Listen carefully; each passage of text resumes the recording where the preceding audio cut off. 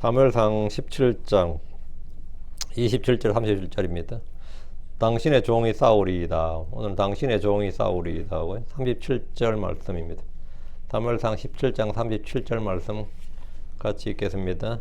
다윗이 더하여 이르되 나를 사자의 발톱과 곰의 발톱에서 건져내신 주 곧 그분께서 나를 이 블레셋 사람의 손에서도 건져내시리이다. 이에 사울이 다윗에게 이르되 가라, 주께서 너와 함께 계시기를 원하노라. 당신의 종이 사울이다. 당신의 종이 사울이다. 37절입니다. 37절.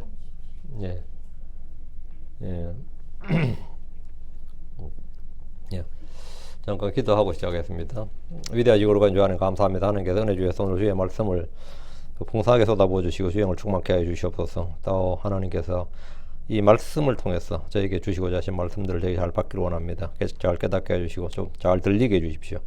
그리고 마음의 보고에 쌓아둘 수 있도록 하나님, 저희가 믿음과 말씀이 결합되기를 원합니다. 전능자주 하나님, 늘 지혜와 계시를 주시옵소서. 이 시간도 신선한 기름으로 기름 부어주시고 더 충만한 은혜 가운데 가게 하여 주시길 간구합니다. 복을 주십시오. 감사드립니다. 주의 성기도합니다. 아멘. 오늘 공부할 주의 말씀은 목동 다윗이 전쟁터에서 필리스틴의 챔피언 골리앗의 도전을 받아들여서 당신의 종이 사울이다, 당신의 종이 사울이다 라며 출전 의지를 병사들에게 또 그리고 왕 앞에서 밝히는 장면입니다. 다윗은 아버지의 명을 받아서 형들에게 군량미를 전달하러 왔다가 골리앗이 이스라엘의 군대에 도전하는 목소리를 직접 들었습니다. 골짜기에서 거인이 서서 이스라엘 군대를 모독할 때 이스라엘의 군인들은 두려워서 다 도망을 쳤습니다.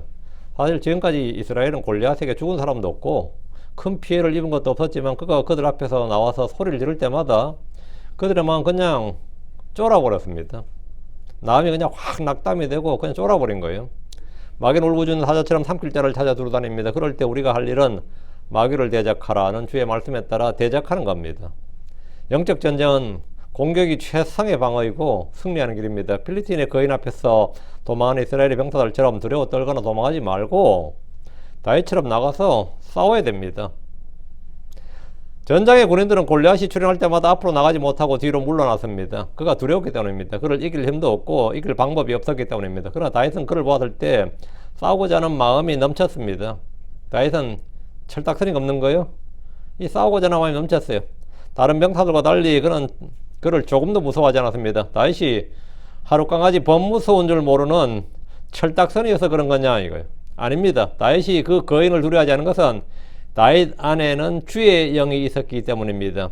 다윗 안에 주의 거룩한 영이 있었기 때문입니다. 다윗은 갈렙과 여호수아가 가나안 땅의 거인들을 보았을 때 그들을 우리의 양식으로 했던 바로 같은 믿음, 같은 영이 있었습니다. 개혁성에 보면 우리의 밥이라 되어 있어요. 이게 우리의 밥이다 이래 있는데 민수기 13장 30절 31절에 보면 갈렙이 모세 앞에서 백성을 진정시켜 말했더라. 우리가 당장 올라가서 그 땅을 소유하자. 이는 우리가 능히 그것을 이길 수 있기 때문이라. 그러나 그와 함께 올라갔던 사람들은 말하였더라. 우리는 그 백성을 대적하여 능히 올라가지 못하리니 이는 그들이 우리보다 더 강하기 때문이라. 이쪽에서는 올라가자. 이쪽은 올라가지 못한다 그러죠. 갈렙과 여호수아는 그 땅에서 골리앗보다 더 큰 거인들을 봤습니다. 골리앗이 키가 한 3m 정도였는데 바산왕 옥의 키는 4m 정도였습니다. 훨씬 큰 거죠. 그럼도 갈렙은 우리가 능히 그것을 이기리라 이랬어요. 갈렙은 훗날 골리앗을 본 다윗과 같은 믿음의 반응을 보인 겁니다. 그런 두려움이 없었고 패배는 아예 생각조차 하지 않았습니다. 싸우기만 하면 승리는 당연한 것으로, 안 싸워서 그렇지 싸우면 무조건 이기는 것, 싸우면 당연히 이기는 것으로 얘기했습니다. 길고 짧으면 대봐야 알지 이게 아니고 대볼 필요도 없고 무조건 이기는 거예요. 이 싸움은 무조건 이기는 싸움이란 겁니다. 여호수아도 마찬가지였습니다. 민수기 14장 9절에 오직 너희는 주를 대적하여 반역하지 말라. 너희는 그 땅의 백성을 두려워하지도 말라. 이는 그들이 우리를 위한 빵이기 때문이라. 그들의 방하자는 그들에 떠났고 주께서 우리와 함께 계시느니라. 그들을 두려워하지 말라. 거인들을 본 정탐꾼들 중에서 갈렙과 여호수아는 두려움이 없었고 승리를 100% 장담했습니다. 반면 10명의 정탐꾼들은 두려움에 떨었고 패배를 100% 장담했습니다. 절대 이길 수 없다에 100% 걸었고 이쪽은 무조건 이긴다에 100% 걸었어요. 근데 이 100% 둘 다 100% 걸었는데 무조건 이긴다는 2명, 무조건 진다는 10명이에요. 여러분 어떻게 생각해요? 백성들은 누구의 말을 듣고 신뢰했겠습니까? 사람들은 다수의 말에 귀를 기울이는 법입니다. 다수의 말에. 똑같은 상황에서 다른 보고와 평가를 들을 때 듣는 사람들은 결국 자기 생각에 따라 생각하고 판단하고 선택하고 결정이 됩니다. 그렇죠? 자, 백성들은 갈렙과 여호수아의 의견을 탄핵하고 배척했습니다. 회중들의 판단은 이 두 사람의 말을 듣고 가나안 땅으로 들어간다는 것은 미친 짓이고 이건 자살행위다 이거. 그 결과 그들은 40년 동안 광야를 떠돌다가 거기서 다 죽게 되었습니다. 다윗이 전쟁터에 와보니 사울 왕을 비롯해서 이스라엘의 군사들은 거인 골리앗으로 인해서 앞으로 나가지도 못하고 두려움에 떨고 있었습니다. 사울 왕은 골리앗을 죽이는 자에게 그에게 보상, 현상금을 걸었습니다. 엄청난 부자를 만들어주고 왕의 딸을 주어서 사위로 삼고 자유를 주겠다고 했는데 이런 세금과 노역, 군역의 면제, 그리고 빚이나 기타 어떤 죄에 연루되어 있다면 다 사면해 주겠다는 말입니다. 그러나 군인들 중에서 이런 파격적인 현상금에도 이 보상에도 불구하고 나선 사람이 없었습니다. 왜? 이유는 간단합니다. 사울 왕이 주는 어떤 보상보다 자기 생명이 더 중요하기 때문입니다. 생명을 걸 필요는 없는 거지. 거기 보상금에 눈물어서 생명을 걸 필요는 없단 말이지. 생명은 음식보다 더 소중하고 생명 그의 풍부한 소유물에 있지 않기 때문입니다. 생명 그 어떤 것보다 소중한데 심지어 자기 몸의 지체들보다 더 소중합니다. 마가복음 8장 36절 37절에 이런 사람이 만일 온 세상을 얻고도 만일 그가 그 자신의 혼을 잃으면 그에게 무슨 유익이 있겠느냐, 또는 사람이 무엇을 주어 자기 혼을 맞바꾸겠느냐. 혼을 맞바꿀 수 있는 게 뭐냐, 익스체인지, 맞바꿀 수 있는 게 뭐냐는 거예요. 아무리 왕이 내건 보상이 커도 내가 나가서 이기도 못하고 개죽음을 당하는 것은 어리석은 짓이고 욕심의 눈이 먼 헛짓거리에 불과합니다. 그런 갈렙이나 여호수아는 앞뒤 분간도 못하는 사람들이었습니까? 다윗은 왕이 내건 보상에 눈이 멀어서 철이 없어서 지금 하룻강까지 법무서인 줄 모르고 나가서 싸우겠다는 거냐 이거예요. 그렇지 않습니다. 갈렙이나 여호수아와 같이 다윗은 다른 영을 지녔기 때문입니다. 다른 영을 지녔다. 민수기 14장 24절에 그러나 내 종 갈렙은 그가 갔던 땅으로 내가 그를 데려갈 것이요 또 그의 씨가 그 땅을 소유하리니 이는 그가 다른 영을 지녀 나를 온전히 따랐기 때문이니라. 그가 다른 영을 지녔다. 다른 영을 지녔다. 다른 영을 지녔다는 것은 그가 믿음의 영을 지녔다는 말입니다. 주를 두려워하는 영을 지녔다. 이거. 순종의 영을 지녔다는 겁니다. 그들은 주를 믿었고 주의 말씀과 주의 권능을 믿었습니다. 갈렙과 여호수아와 다윗이 전쟁에서 거인을 두려워하지 않고 싸우겠다고 한 것은 그들 속에 남다른 배짱이 있거나 특별한 능력이나 싸움의 기술이 있어서 자신이 있어서 그런 게 아닙니다. 그들에게는 남들에게 없었던 무엇이 있었는데 그것은 바로 주를 믿는 믿음의 영입니다. 믿음이 차이를 냅니다. 믿음이 차이를 냅니다. 믿음이 승리를 줍니다. 요한일서 5장 4절에 이는 무엇이든지 하나님에서 태어난 것은 세상을 이기기 때문이니라. 그리고 이것이 세상을 이기는 승리니 곧 우리의 믿음이니라. 주께서 말씀하시기를 믿음이 있다면 아무것도 불가능한 것이 없을 것이라고 하셨습니다. 핵심은 믿고 행하는 겁니다. 그들은 말로만 믿는다고 한 것이 아니라 믿음으로 행했습니다. 믿음이 없는 행위는 육신 행위입니다. 행위 없는 믿음은 죽은 것입니다. 믿음 행위는 보상이 있습니다. 다윗은 골리앗의 도전에 바로 일어나서 싸우러 나갔습니다. 그는 골리앗을 피한 것이 아니라 대적했습니다. 야고보 4장 7절에 그러므로 너희 자신을 하나님께 복종하라, 마귀를 대적하라, 그리하면 그가 너희로부터 도망하리라 했습니다. 마귀는 싸움을 걸지만 막상 하나님께 복종하고 나아가는 사람, 막상 그를 대적하는 사람, 반격을 가하면 도망한다는 겁니다. 베드로전서 5장 8절 9절에도 정신을 차리라 깨어있으라 왜냐하면 너희의 대적 마귀가 울부짖는 사자같이 두루다니며 그가 삼킬 자를 찾기 때문이라. 믿음에 굳게 서서 그를 대적하라 했습니다. 다윗은 비록 목동이었고 어렸지만 적을 상대하는 걸 알았습니다. 그는 하프나 캐논 목동이 아니라 야생에서 곰과 사자들을 상대로 싸우는 전사였습니다. 다윗이 날까지 이스라엘의 전사로 드러난 적이 없었습니다. 이는 그가 칼이 아니라 양들을 치는 목자의 막대기만 잡고 있었고 물맷돌을 담은 주머니만 허리에 차고 있었을 뿐이기 때문입니다. 사람의 진가는 고난의 날, 역경의 날에 시험이 닥쳤을 때 제대로 드러나는 법입니다. 자, 본문을 보겠습니다. 26절. 이에 다윗이 그의 옆에 서 있던 사람들에게 이야기하며 말하였더라. 이 필리스틴 사람을 죽여 이스라엘에게서 수치를 제거하는 그 사람은 어떻게 되느냐? 이 할례받지 않은 필리스틴 사람이 누구이기에 그가 살아계신 하나님의 군대에 도전하느냐? 다윗은 믿음의 보상, 승리의 보상에 대해 관심이 있었습니다. 하늘의 보상, 하나님의 보상을 열망하는 것은 탐욕이 아닙니다. 주께서 주실 보상에 관심이 있고 유업의 영광에 관심이 있다. 그것은 믿음이고 소망이지 그건 탐욕이 아닙니다. 더 나은 보상, 더 큰 영광을 구하는 것은 욕심이 아니라 믿음이고 소망입니다.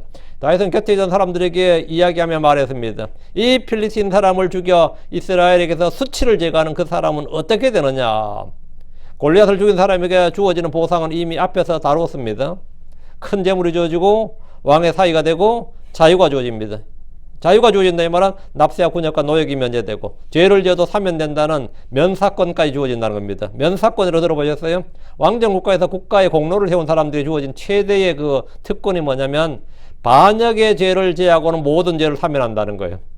앞으로도 뭐 예를 들어 3대까지 면사권을 준다면 3대까지 왕에게 직접 반역하는 죄를 제하고는 모든 죄를 사면해 준다. 그게 면사권입니다. 그게 자유를 준다는 말이에요.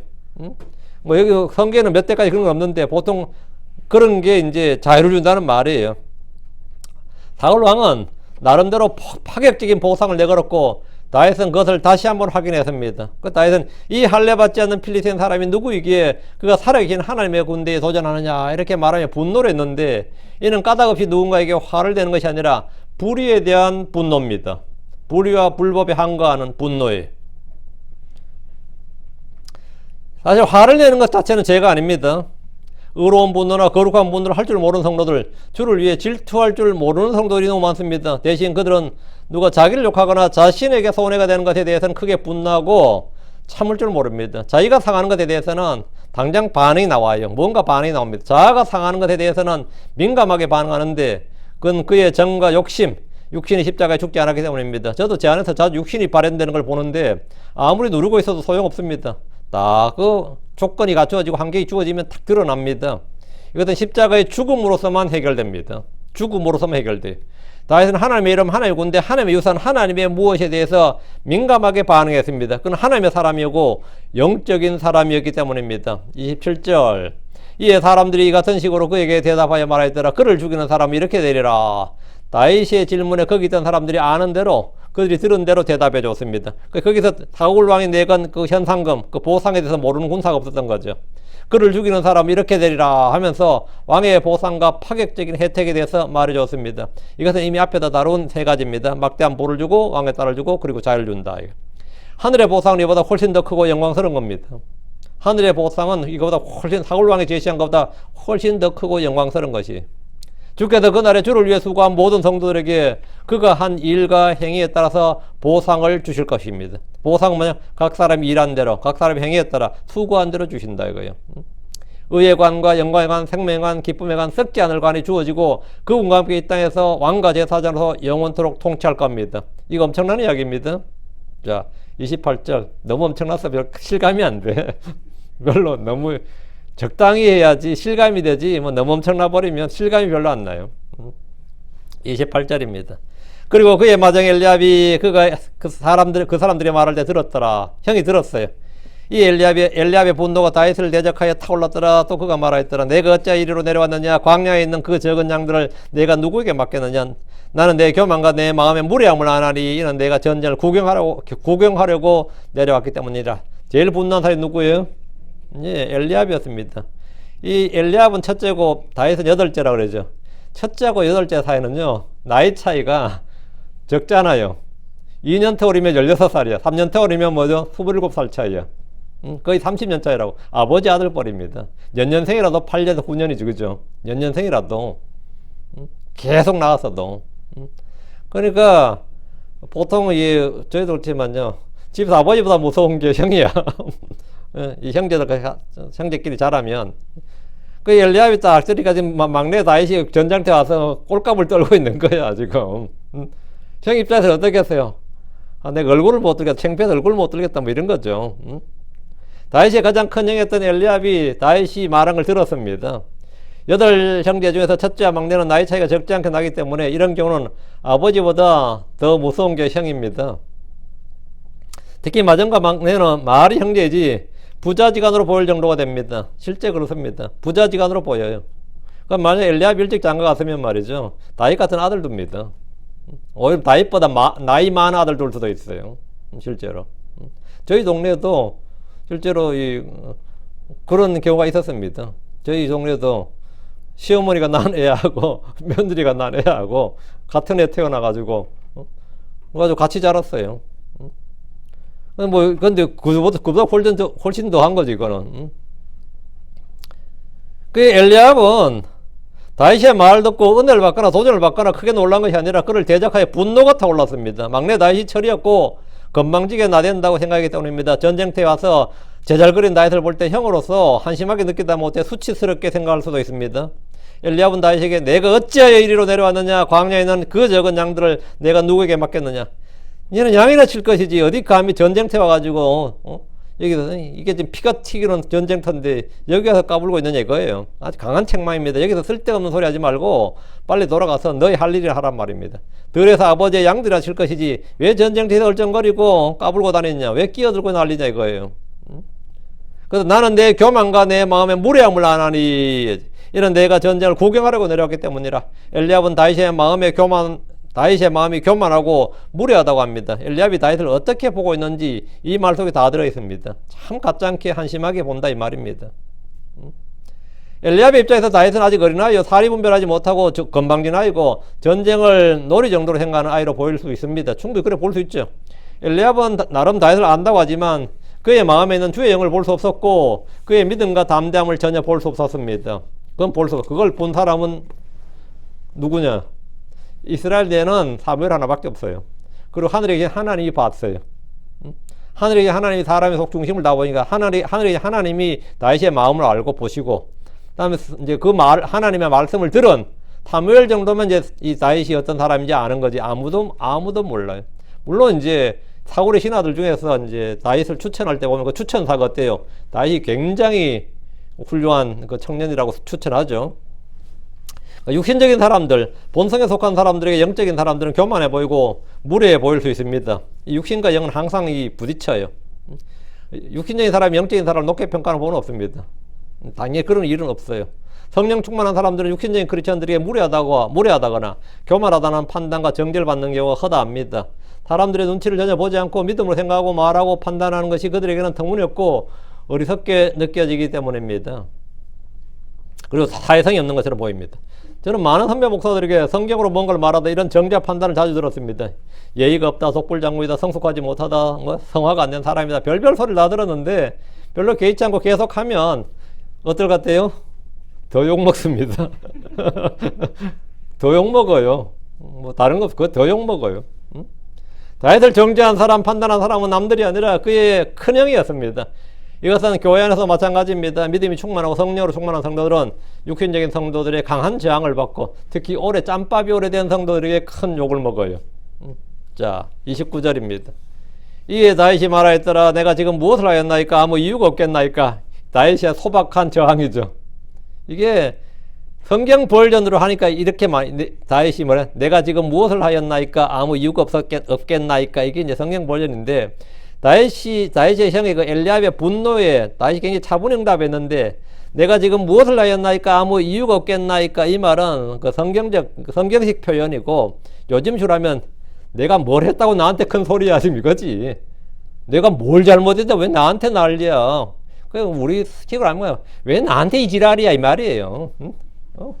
형이면 형이지 나한테 왜 이렇게 지랄 방정을 뜨거냐 이 말이야. 이게 내가 뭘 했다고 나한테 큰 소리냐. 나 아직 아무것도 안 했어요. 내가 괜히 이렇게 다 이유가 있으니까 그렇지 뭐 알아보고 말하지 뭐 아무거나 떠들면 나한테 뭐 나이 많다고 나한테 윽박 지르냐 뭐 이런 식의 말입니다. 아주 그 다윗의 소박한 저항이죠.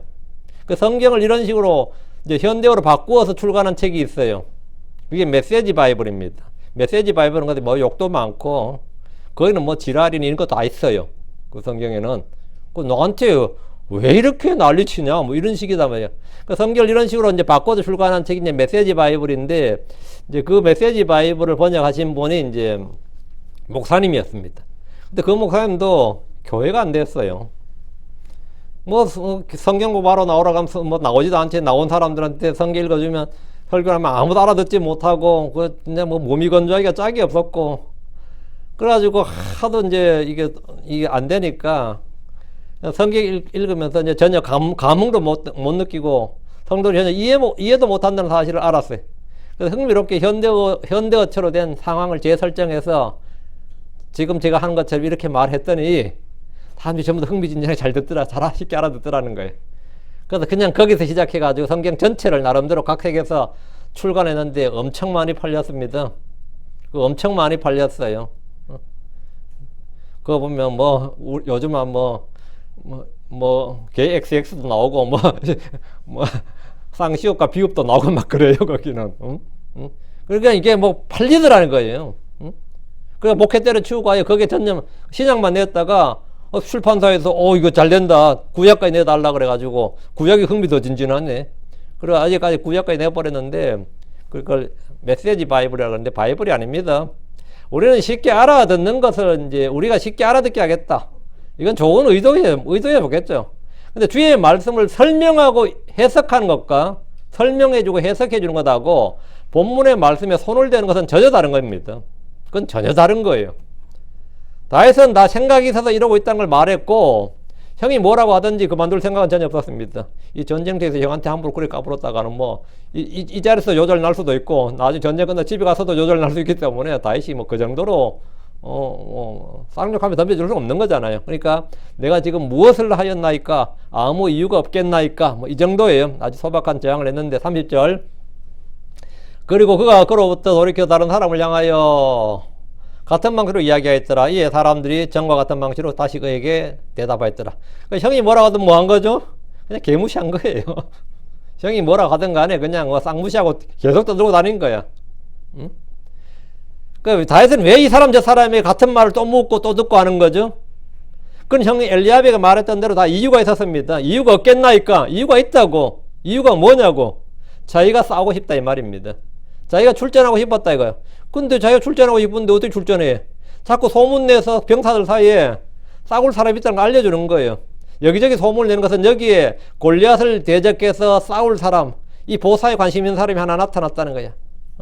야, 한 명 지금 싸우려고 하는 놈이 하나 있는 것 같은데, 자원하는 놈이 하나 있는 것 같은데 또라이 하나 있어. 천정무지 아무것도 모르는 놈 하나 있어. 그런 애 하나 나타났어. 그거 한번 밀어 넣어 보자 이거지. 그럼 그런 게 생길 거 아니에요. 그 여기저기 소문을 내면 당연히 그런 게 생기는 거지. 그 이유가 다 있다고. 그래서 이 골리앗을 대적해 싸울 사람이 이스라엘 병영에 이스라엘 군대 내에 있다는 것을 알리고 그 소문은 사울 왕에게도 당연히 알려지는 거지. 그까지가 이제 이유가 아무 이유가 없겠나이까. 이유가 있다 이거예요. 내가 왜 이래 떠들고 다니고 내가 뭐 이거 몰라서 묻고 다니는 게 아니다 이 말이에요. 31절 그리고 그들이 다윗이 이야기한 말들을 듣고 사울 앞에 그것들을 고하였더니 위에 그가 그를 불렀더라. 이제 이스라엘 병력에는 다윗에 대한 소문이 쫙 퍼졌습니다. 이스라엘 내에 골리앗을 상대로 싸우겠다는 사람이 나타난 겁니다. 사람들이 다윗의 이야기를 사울에게 고했고 사울은 그를 불렀습니다. 왕의 입장에서는 기쁜 일이 아닐 수가 없습니다. 나의 부하 중에도 또 이스라엘 군대 내에도 드디어 전사가 하나 있었구나. 숨은 사람이 하나 있었구나. 용기 낸 사람이 하나 있었구나 싶죠. 거인을 상대로 싸우겠다는 군사가 이스라엘 안에도 있다는 것은 분명히 기쁜 일이고 좋은 일입니다. 문제는 승리할 수 있는 사람이어야 됩니다. 승리할 수 있는 사람이어야 돼. 나가서 단칼에 죽임을 당하면 어떻게 되죠? 안 나가는 건 못하죠. 군대 사이가 더 떨어지게 됩니다. 사울은 그를 무조건 출전시킨 것이 아니라 일단 데려오게 했는데 이건 면접입니다. 싸울 만한 사람인가 한번 보는 겁니다. 누군지 한번 보자 이거. 32절 이에 다윗이 사울에게 말하였더라. 그로 인하여 어떤 사람의 마음도 낙심하지 말게 하소서. 당신의 종이 가서 이 필리스틴 사람을 대적하여 싸우리이다. 당신의 종이 나가서 싸우겠다잖아요. 싸우리다. 다윗은 사울을 알고 사울 역시 다윗을 알고 있습니다. 사울이 악한 영에 시달릴 때 하프를 연주해 주던 사람이 바로 이 다윗이었습니다. 그의 그 사울 왕의 병기를 맡은 그 청년이 다윗이었어요. 아는 사이죠. 그런 다윗이 사울에게 와서 말한 겁니다. 그로 인하여 골리앗으로 인하여 그 필리스틴 사람을 인하여 어떤 사람의 마음도 낙심하지 말게 하소서. 낙심하지 말게 하려면 어떻게 하는 거죠? 그럼 저도 죽여야죠. 입을 닫게 해야죠. 이스라엘 군대가 골리앗으로 인하여 낙담하고 두려워하고 심지어 도망하는 병사들이 나오기도 했기 때문에 반드시 그를 처리해야 되었습니다. 다윗은 자원해서 이 일을 하겠다는 겁니다. 이를 위해서 가서 골리앗을 죽이는 것밖에 없습니다. 골리앗이 싸우자고 도전을 했기 때문입니다. 당신의 종이 가서 이 필리스틴 사람을 대적하여 싸우리이다 했어요. 다윗은 사울에게 참전 의사를 밝혔습니다. 다윗이 믿는 것은 자신의 힘이나 지혜나 능력이나 싸움 기술이 아닙니다. 자기 배짱이 아니에요. 그는 주를 신뢰했습니다. 다윗이 골리앗을 이기는 유일한 방법은 주께서 그를 위해 싸워주시고 골리앗을 자신의 손에 넘겨주시는 겁니다. 그 외에는 없습니다. 하나님은 골리앗을 죽일 수 있는 수천 수만 가지의 방법을 알고 있습니다. 그리고 그걸 가지고 있어요. 골리앗의 눈을 멀게 할 수도 있고, 갑자기 심근경색이 와서 쓰러질 수도 있고, 심장마비가 올 수도 있고, 벌레가 먹어서 혼자 발광하다 죽을 수도 있고, 역병으로 치실 수도 있고, 뭐 별의별 방법이 다 있습니다. 갑자기 근무력증처럼 그냥 근육이 그냥 그래가지고 자기가 쓴 투구에 자기가 깔려 죽게 할 수도 있고, 맞죠? 응? 뭐 하나님께서는 뭐 골리앗 죽이는 방법이야 뭐 수백 수천 가지 넘죠. 하나님이 싸우시면 골리앗은 다윗 앞에서 풀처럼 베이고 먼지처럼 날아갈 겁니다. 주께서는 어려운 일도 없으시고 불가능도 없습니다. 물론 다윗은 지금 마음속에 갑작스럽게 어떤 기적이 일어나길 바라면서 나가는 것이 아닙니다. 그는 정식으로 그와 싸울 생각을 하고 있었습니다. 다만 하나님이 그와 함께 계시다는 것을 믿고 나갔던 겁니다. 그의 마음에는 두려움과 불안이 아니라 평안이 있었고 패배는 생각조차 하지 않았습니다. 그의 이런 믿음은 어디서 나온 겁니까? 그 다윗의 이런 믿음은 대체 어디서 나온 거냐고요? 유대인들이 어려서부터 듣던 모세오경의 하나님 말씀이 바로 그에게 있었습니다. 신명기 1장 29절 30절 그들을 무서워하지 말라. 그들을 두려워하지도 말라. 주 너희 하나님께서 너희보다 앞서가시며 이집트에서 너희를 위하여 너희 눈앞에서 행하신 모든 것에 따라 그분께서 너희를 위하여 싸우시리라. 그분께서 너희를 위하여 싸우시라. 그러니까 무서워하지 말라. 두려워하지 말라. 주께서 그분께서 너희를 위하여 싸우시리라. 지금 이 말씀은 온 이스라엘이 믿어야 할, 온 이스라엘이 듣고 믿어야 할 말씀이고 대대로 영원히 믿어야 될 말씀입니다. 다윗과 다른 이스라엘 병사들의 결정적 차이가 바로 이 믿음이었습니다. 33절 사울이 다윗에게 말하였더라. 내가 가서 이 필리스틴 사람을 대적하여 그가 싸울 수 없느니라. 이는 너는 난지 소년일 뿐이요 그는 어려서부터 전사이니라. 다윗의 말을 들은 사울 왕은 이 싸움을 허가하지 않았습니다. 출전 불가다. 이거 안 된다. 다윗이 나가서 싸워봐야 상대가 되지 않을 것 같았고 이길 수 없는 싸움이기 때문입니다. 누구나 예상할 수 있었습니다. 사울의 이런 판단은 매우 상식적이고 합리적입니다. 냉철한 지략까지 없어도 이 정도는 누구라도 생각할 수 있고 당연히 판단할 수 있는 겁니다. 이런 전쟁에서 다윗 같은 소년을 투사 챔피언 골리앗의 상대로 내보낸다는 것은 왕으로서 참 할 일이 아닙니다. 왕이 다윗을 싸움터로 보낸다면 그것을 보는 백성들도 왕이 미쳤다고 판단할 겁니다. 야, 왕이 또라이네. 정말 미쳤네. 얘 하나 그냥 죽이네. 쟁적으로 보냈네. 이런 생각할 거 아닙니까? 그러면 사울 왕의 뭡니까? 신임도, 신뢰도도 완전히 떨어집니다. 이런 애 보내면. 그래서 사울 왕이 내가 가서 이 필리스틴 사람을 대적하여 그와 싸울 수 없느니라. 이는 너는 난지 소년일 뿐이요 그는 어려서부터 전사이니라. 한마디로 급이 맞지 않는다. 적수가 되지 않는다요. 한쪽은 어려서부터 전사인데 다윗은 단지 소년일 뿐입니다. 사울 왕은 다윗 안에 있는 믿음과 다윗에게는 주의 영을 보지 못했습니다. 주께서 그와 함께 계시다는 사실을 전혀 볼 수가 없었던 겁니다. 이런 것은 선견자 사무엘 정도가 되어야 볼 수 있습니다. 만약 이 자리에 사무엘이 있었다면 보내보시죠. 주께서 그와 함께 하시니 이길 겁니다 하고 하겠지만 이 정도 볼 수 있는 사람은 그 이스라엘 내에 사무엘 정도밖에 없는데 뭐 사무엘이 이 자리에 없고 사울은 지금 그런 영적 지각의 눈을 갖고 있지 못했는데 이는 주의 영이 그를 떠났기 때문입니다. 사울은 이 전쟁을 믿음으로 주의 도우심으로 하는 것이 아니라 그냥 육신의 힘으로 싸울 뿐이었습니다. 크리스천들은 그리스도의 군사들로서 늘 전쟁터에 있습니다. 우리는 늘 싸우는 전사들입니다. 그때마다 기억해야 될 말씀이 있습니다. 우리가 기억해야 될 말씀이 뭐냐? 고린도후서 10장 3절 4절입니다. 이는 비록 우리가 육신 안에서 걸을지라도 우리가 육신을 따라 싸우지 아니하노라. 이는 우리의 전쟁 무기들이 육신에 속하지 아니하고 다만 하나님을 통해 강력하여 강한 요새들도 무너뜨리기 때문이니라.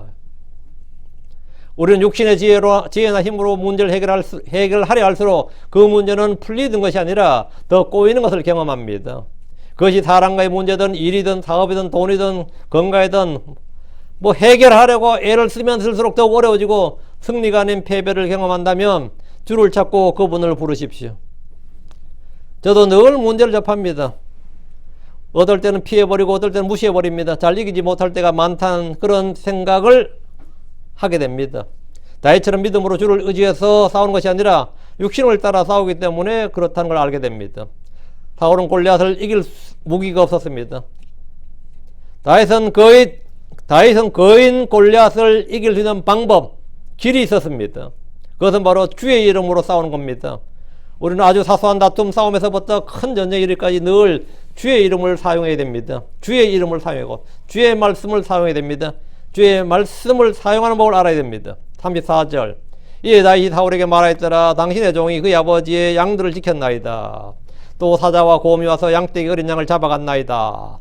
사울이 다윗의 능력을 전혀 신뢰하지 않고 싸움을 허락하지 않았을 때 다윗은 자신의 경험, 경력을 소개합니다. 지금 나의 경력을 소개한다고. 사람들은 자기를 소개할 때 자기 이름부터 나이, 학력, 경력을 말하게 되는데 전사로서 다윗의 경력은 사실 자랑할 게 하나도 없었습니다. 전혀 없었어요. 그의 직업은 목자였고 그는 양들을 지키기 위해서 사자와 곰과 싸웠습니다. 아버지의 양떼를 지킬 때 거기에는 양들을 노리는 야수들이 있습니다. 그 중에 사자와 곰은 가장 강력한 적입니다. 그런데 목자였던 다윗은 아버지 양떼를 지키는 일에 목숨을 걸었고 그때마다 이겼다는 겁니다. 다윗은 들에서 양떼를 쳤지만 그곳은 그가 영적 배움과 성장 그리고 훈련을 위한 무대였습니다. 그는 들에서 생명을 지키고 구하는 일을 했습니다. 양들을 위해 싸웠고 믿음으로 싸웠고 하나님의 보호와 승리를 여러 번 체험했습니다. 이게 사실이라면 사울도 놀라는 거죠. 양을 위해서 자기 목숨 바치는 목자 별 없습니다. 그러다 이 정도 나이에 이런 애가 그 아버지 양떼를 지키면서 사자가 나타나는데 피해를 덜 보자는 쪽으로 전략을 세워야지 사자와 맞싸우는 사람 없다고. 근데 싸워서 이겼다잖아요. 그럼 이건 뭐예요? 사자와 싸워서 이기면 성경적으로 그 정도 되는 사람 한 명밖에 없어요. 삼손 정도. 삼손 정도면 그 말이 되는데 다윗이 삼손은 아닐 테고 근데 싸워서 이겼어. 곰하고 사람이 급이 뭐죠? 헤비급하고 라이트급도 안 되잖아요. 그 어떻게 싸워? 근데 이겼다잖아. 그래서 다윗의 말이 사실이면 이 다윗은 누구예요? 예. 보통 사람이 아닌 거죠. 삼손급의 사람인 거예요. 삼손급의 사람이고. 그리고 다윗은 전쟁터에서 싸우면 칼 들고 싸우면 안 해봤지만 이 야생에서 엄청나게 목숨을 건 그 생사박투를 여러 번 했고 지금까지 이겼다. 그 말은 뭐냐? 하나님이 늘 다윗과 함께 있고 다윗을 구출했다 이 말이에요. 지금 이걸 이야기하는 거예요. 자기가 지금 자기 자랑하는 게 아니라 나는 여러 번 싸웠는데 생살건 여러 번 싸움을 했는데 그때마다 하나님의 보호와 구출과 도우심을 체험한 사람입니다. 이 이야기를 하고 싶은 거지. 다윗이 하고 싶은 말은 나는 뭐지? 사자와 곰을 어떻게 이겨요?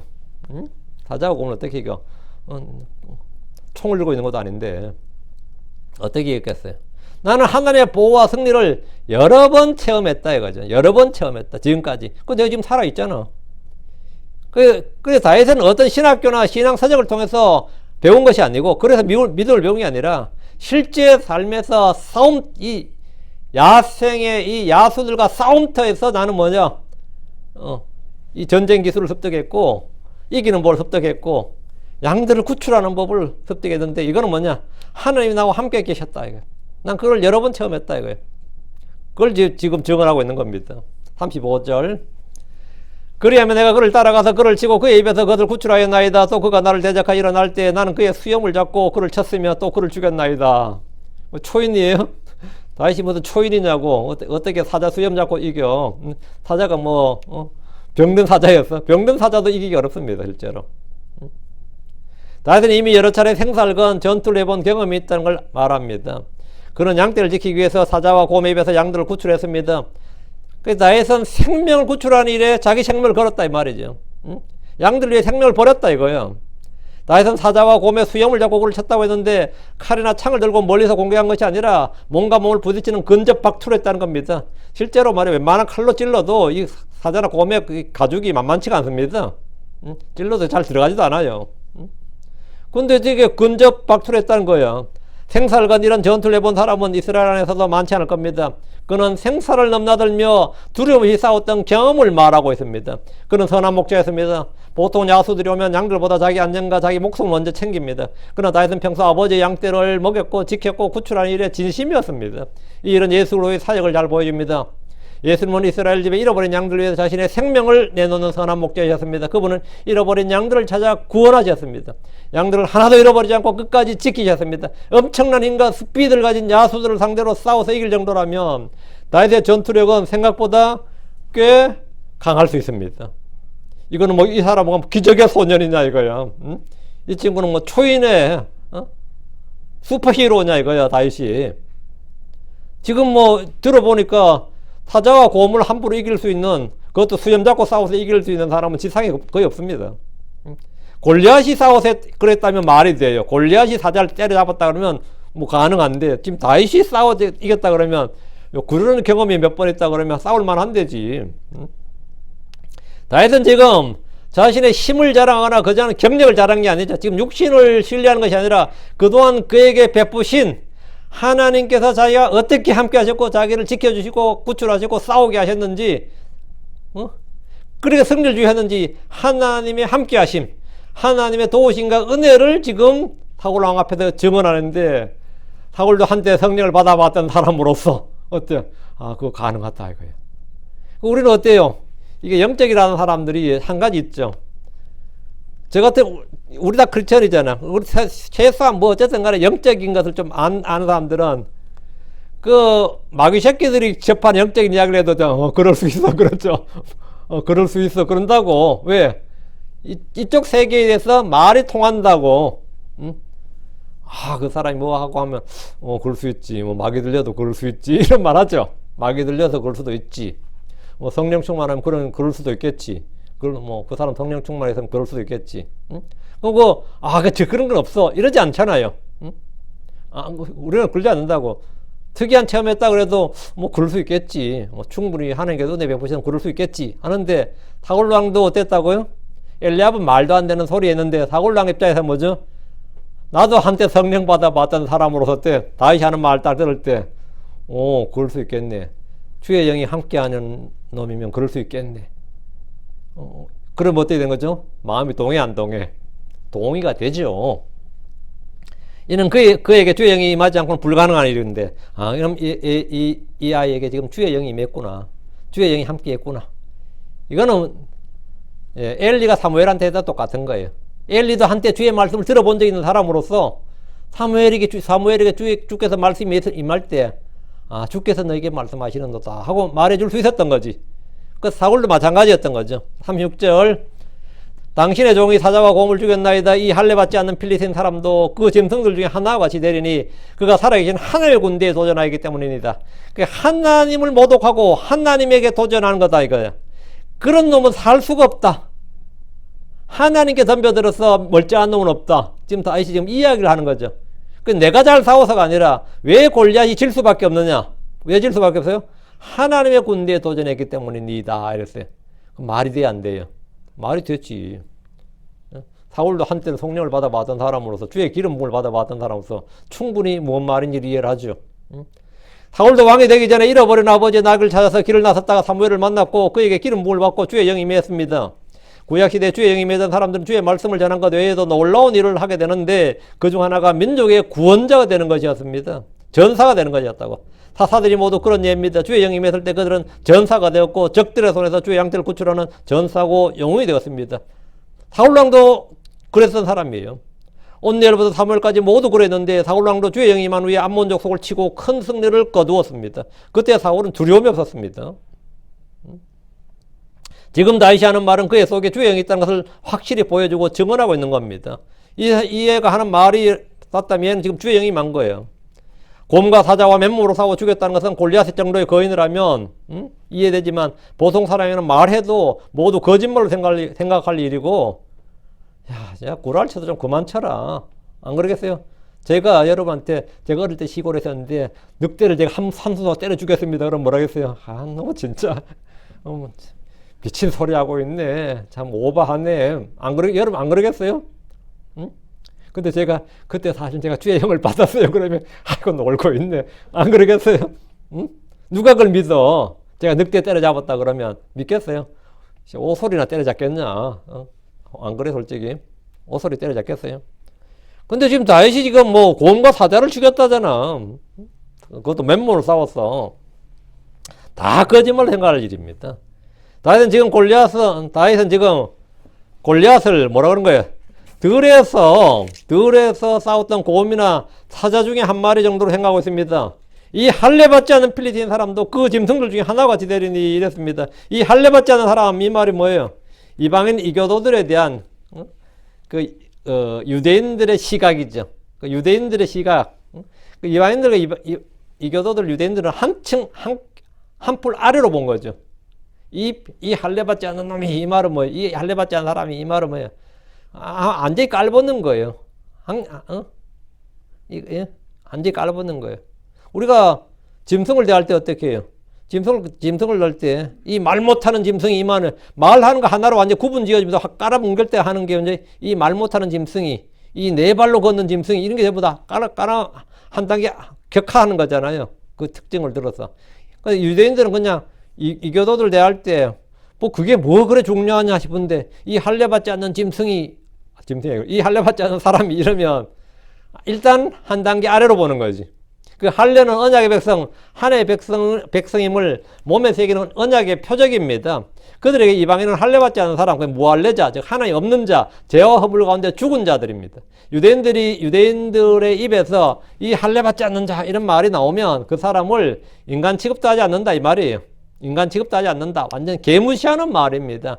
에베소 2장 11절에 그러므로 기억하라. 이는 너희는 지나간 때 육체로 이방인들이요 손으로는 육체 행하는 할례를 받아 할례자라 불린 자에 의해 무할례자들이라 불렸느니라. 할례자들에서 너희는 뭐라 불렸다고?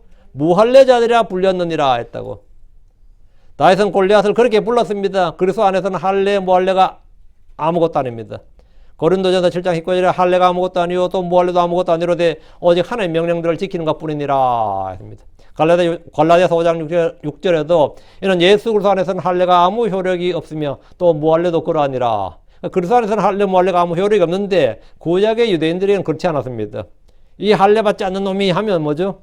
그거는 인간 같지 않은 놈이 죽어도 그렇게 죽으면 안 된다고. 사골이 죽을 때도 이 할례 받지 않는 자의 손에 내가 죽으면 손에 떨어지면 안 된다 이 말이에요. 그건 완전 수치단 말이지.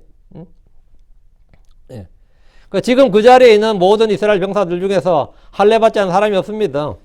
그 말이 뭐냐? 그 말은 모두 언약의 백성이고 하나의 군대란 말입니다. 그러나 자신의 정체성을 알고 그 특권을 인식하는 사람은 다윗 외에 아무도 없었습니다. 다윗이 골리앗보다 나은 점이 바로 그 할례 받은 하나의 백성이고 군대란 점입니다. 다른 건 하나 없고 다른 건 다 외모가 동일한데 내가 저 사람보다 나은 점이 딱 뭐라? 나 할례 받은 백성이다. 이게 구약에서 유대인들이 나은 점이었어. 우리는 하나의 백성이라는 거지. 우리가 크리스천들이 세상 사람보다 나은 게 뭡니까? 내가 하나의 백성이라는 거예요. 난 주의 영이 있는 사람이다 이거예요. 이게 정말 엄청난 거거든요. 엄청난 줄 몰라서 그렇지. 엄청난 거예요 사실. 응? 이 할례 받은 백성, 이 할례 받지 않는 이 할례 받지 않는 사람, 우리는 할례 받은 백성 이거죠. 우리는 그리스도의 피로 구원받았고 그리스도 안으로 성령을 침례를 받은 사람들입니다. 그런 우리가 그렇지 않은 사람들을 두려워할 필요가 전혀 없습니다. 그들을 두려워할 필요도 없고 부러워할 필요도 없어요. 우리는 그런 사람을 두려워할 필요도 없고 부러워할 필요도 없습니다. 여러분이 뭐 물개가 헤엄 잘 친다고 부러워해요? 독수리가 하늘 잘 난다고 부러워합니까? 부러워할 필요가 전혀 없지. 왜? 우리는 사람이니까. 아무리 곰이 덩치 크다고 여러분이 부러워해요? 안 부러워하지. 부러워한다면 아직까지 초딩 수준의 정신 수준이고요. 안 부러워하잖아요. 예. 그건 별개의 저거란 말이에요. 우리가 불신자들이 어떻게 성공하고 어떻게 훌륭한 사람이 되고 어떻게 이름을 걸치고 뭘 해도 부러워할 필요가 없는 경우. 우리는 세퍼릿 다른 종이에요. 그쪽은 종이 다르다고. 우리가 그쪽은 종이 다르다고. 우리는 하나의 백성이고 하나의 집안 속한 사람들이고 한마디로 종이 다르다고. 종이 같아야 비교라든 뭘 할 거 아니에요. 종이 다르다고. 여러분이 그런 거는 아예 신경 쓸 필요 없는 거죠. 우리는 예수를 주요 그리스도로 믿은 사람들입니다. 그렇지 않은 사람들과 종이 다른 사람, 한마디로 차원이 다른 세계에 사는 사람들이에요. 겉으로 보기엔 다 똑같이 보여도 우리 안에는 주의 영이 있습니다. 영광의 소망인 주 예수 그리스도가 내 안에 계십니다. 이 다윗은 바로 지금 그 이야기를 딱 하고 있는 거예요. 이 할례 받지 않는 필리스틴 사람이 말이에요. 이 할례 받지 않는 자가 이랬거든요. 37절 다윗이 또 말하였더라. 나를 사자의 발톱과 곰의 발톱에서 구출하신 주 그분께서 나를 이 필리스틴 사람의 손에서도 구출하시리이다. 이건 뭐죠? 믿음이죠. 다윗의 믿음의 고백이잖아요. 주 곧 그분께서 다윗이 나를 사자의 발톱과 곰의 발톱에서 구출하신 주 곧 그분께서 나를 이 필리스틴 사람의 손에서 구출하시리이다. 이에 사울이 다윗에게 말하였더라. 가라, 주께서 너와 함께 계실지어다. 그게 출전을 허락한 거예요. 왜? 얘는 보니까 뭐이다? 믿음의 사람, 하나님 사람이다 이거예요. 하나님 영이 하나님께서 이와 함께하는, 그러면 싸워도 되겠구나. 아까 60만 받을 땐 싸울 게 아니니까 못 간다고 그랬다. 니는 안 된다. 근데 다윗의 간증을 딱 듣고 나니까 가라. 그리고 뭐라고? 주께서 너와 함께 계실지어다. 이렇게. 다윗은 출전을 불하는 사울 왕에게 또 말했습니다. 나를 사자의 발톱과 곰의 발톱에서 구출하신 주, 그분께서 나를 이 필리스틴 사람 손에서도 구출하시리이다. 믿음의 고백이에요. 이것이 다윗이 가진 최종병기였고 승리를 확신한 이유였습니다. 그가 평소 사자와 곰과 싸웠고 그들을 죽였던 것이 그의 힘이나 지혜가 아니라 주께서 그를 구출하신 것이라는 점을 분명히 밝히었습니다. 그는 일상에서 주의 구원과 주의 구출을 늘 경험하고 주께서 도우시는 손길을 충분히 인식하고 있었습니다. 이것이 영적인 삶입니다. 평소에 이런 영적인 삶이 축적이 되어 있어야 돼요. 평소의 삶에서, 일상에서 하나님 나를 도우시고 나를 구출하시고 나와 함께 계시는 이런 삶이 일상의 소소한 일상에서 늘 뭐 해야 된다? 경험하고 있었어요. 그래야 정말 위기의 순간에 그것이 빛을 발하는 겁니다. 그게. 다윗은 이번에도 사자와 곰으로부터 구출하신 그 주께서 이 필리스티 사람, 이 골리앗의 손에서도 구출하실 것이라고 확신했습니다. 그는 주님의 구원을 신뢰하고 싸우러 간다는 것을 분명히 선포한 겁니다. 이에 사울이 다윗에게 말하기를 가라, 주께서 너와 함께 계실지어다. 사울은 다윗의 간증과 체험과 믿음의 말을 들은 후에 출전을 허락하며 그의 말대로 되도록 축복했습니다. 그도 한때 주의 도우심을 체험한 적이 있고 주의 영을 받은 적이 있었기 때문에 충분히 이해할 수가 있었던 겁니다. 충분히 공감하고 이해할 수가 있었다고. 세상 사람들이 이것을 종교의 힘이니 종교의 무서움이니 종교의 관계라고 부르지만 이것이 바로 믿음의 힘이고 하나님의 권능입니다. 하나님이 함께 계십니다. 우리는 믿음으로 걷고 믿음으로 싸우고 믿음으로 구하고 믿음으로 삽니다. 우리는 믿음으로 달리고 무엇이든 뭐죠? 다 믿음으로 행합니다. 믿음이 사실 우리 성도의 삶의 전부입니다. 그래서 성도의 삶 하면 믿음의 삶 그러잖아요. 이게 믿음의 삶이에요. 오늘까지. 다음 시간에 계속 합시다. 이제 싸움은 다음 시간에. 예, 다음에. 기도합시다. 위대하시고 거룩한 주 하나님 감사합니다. 하나님께서 내주에서 오늘 주의 말씀을 선포했습니다. 선포된 모든 말씀들이 성도들이 잘 들리게 하시고 아버지는 모두가 또 말씀 마음에 잘 받아서 이 마음의 보고에 쌓아두게 해주시옵소서. 흘러나가지 않게 해주시고 빼앗기지 않도록 해주시며 아버지 하나님 저희가 일상에서 모든 소소한 일에서도 믿음으로 걷게 하시고 아버지 하나님 무엇을 하든지 믿음으로 행하게 해주셔서 믿음의 선한 싸움 또 믿음의 승리 믿음의 열매들 믿음의 확신들을 갖게 해주시고 이것을 통해서 또 큰 일에서도 아버지 하나님 저희가 하나님의 영광을 드러낼 수 있도록 주님께서 저희에게 어떻게 일하셨고 저희와 함께 계시는 일을 보여줄 수 있는 그런 성도를 되게 하여 주시옵소서. 저희가 믿음의 증인이 되길 원합니다. 사랑하는 아버지 하나님 저희를 통해서 주님께서 일하신 것을 보여주시고 저희를 통해서 영광을 받아 주시옵소서. 사랑하는 아버지 하나님 저희가 정말 이 땅에 사는 육신을 입고 사는 동안에 정말 보이지 않는 하나님을 보이는 것보다 훨씬 더 신뢰하고 두려워하고 아버지 그것으로 말미암아서 이 모든 것들을 이길 수 있게 해주십시오. 감사드립니다. 주의 성기도합니다. 아멘.